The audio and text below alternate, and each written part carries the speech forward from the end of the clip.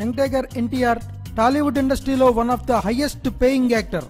ఇప్పుడున్న స్టార్ హీరోలందరికన్నా ముందే 10 కోట్ల రెమ్యునరేషన్ అందుకున్న గనుడు యంగ్ టైగర్.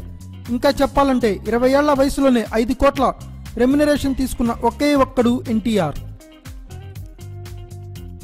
అలాంటి ఎన్టీఆర్ సరైన హిట్స్ లేక ఫామ్ కోల్పోగా తర్వాత టెంపర్, నాన్నకు ప్రేమతో, జనతా గ్యారేజ్ సినిమాలతో ఫుల్ జోష్లో హవా చూపిస్తూ ఇప్పుడు మోస్ట్ వాంటెడ్ హీరో ఆఫ్ టాలీవుడ్గా మారాడు.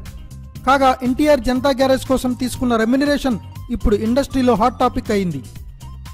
టెంపర్ సినిమా సమయం నుండి డైరెక్ట్గా రెమ్యునరేషన్ తీసుకోకుండా కేవలం నైజాం రైట్స్ మాత్రమే తీసుకుంటూ వస్తున్న ఎన్టీఆర్కి ఇప్పుడు జనతా గ్యారేజ్కి గాను ఏకంగా 19 కోట్ల remuneration ముట్టిందట.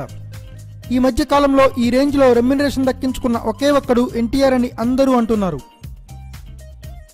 Thanks for watching. Please subscribe our channel.